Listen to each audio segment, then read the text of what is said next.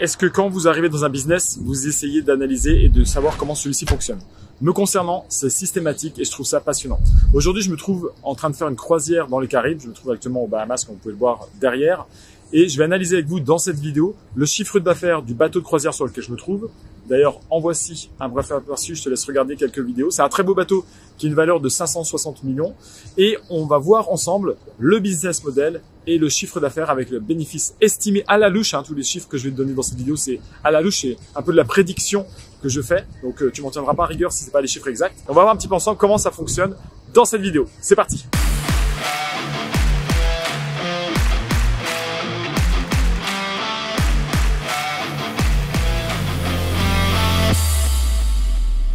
Alors, pour analyser un business model et savoir s'il est rentable, premièrement, il faut regarder le chiffre d'affaires qu'il réalise. Deuxièmement, on va regarder les charges, on va estimer les charges du business. Et troisièmement, on va regarder est-ce qu'il est rentable, donc est-ce qu'il dégage des bénéfices ou est-ce qu'il enregistre des pertes. Alors attention, dans cette vidéo, on va prendre des chiffres à la louche. Je fais cette vidéo parce que ça me plaît d'analyser des business et je le fais inconsciemment. Mais ce que je vais vous donner dans cette vidéo, c'est vraiment des estimations. Donc m'en voulez pas si les chiffres ne sont pas les bons. Alors, pour commencer, on va analyser le chiffre d'affaires. Un bateau comme celui-ci peut accueillir 3000 touristes et on est actuellement 2500 à bord. Le prix d'une croisière par personne à bord de ce type de bateau se situe entre 500 et 2000 euros. Pour 10 jours de croisière. Alors ça varie en fonction de plusieurs choses, ça varie en fonction du choix de cabine que tu vas faire.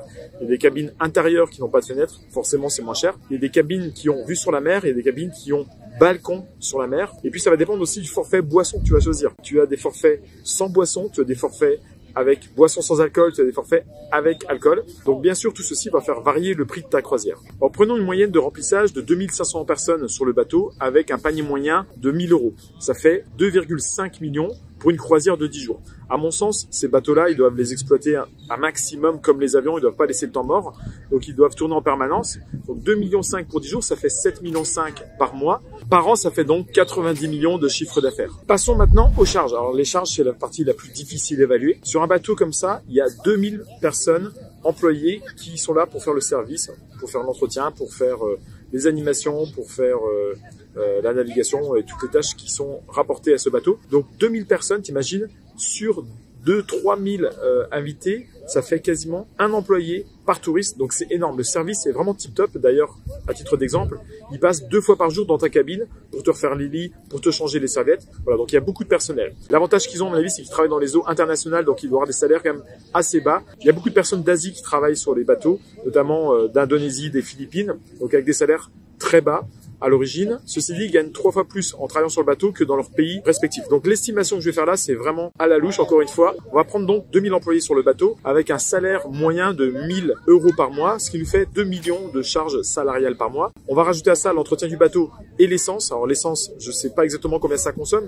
Ce que je sais, c'est que ce bateau fait 54 000 chevaux. Donc à mon avis, quand ils font le plein, ils doivent le sentir passer.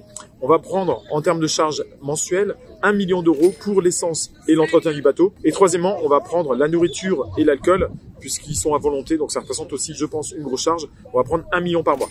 Donc si on ajoute 2 millions de charges salariales, 1 million d'entretien et d'essence et 1 million de nourriture et d'alcool, ça nous fait 4 millions de charges par mois. On vient de voir précédemment que le chiffre d'affaires était de 7,5 millions par mois, avec des charges de 4 millions par mois. Ça nous fait donc une marge de 3,5 millions par mois. Si on la multiplie par 12, ça fait 42 millions à l'année. Le coût de ce bateau, comme je vous l'ai dit en introduction, est de 560 millions. Donc c'est comme l'immobilier, finalement tu fais un investissement, après ça faut le rentabiliser.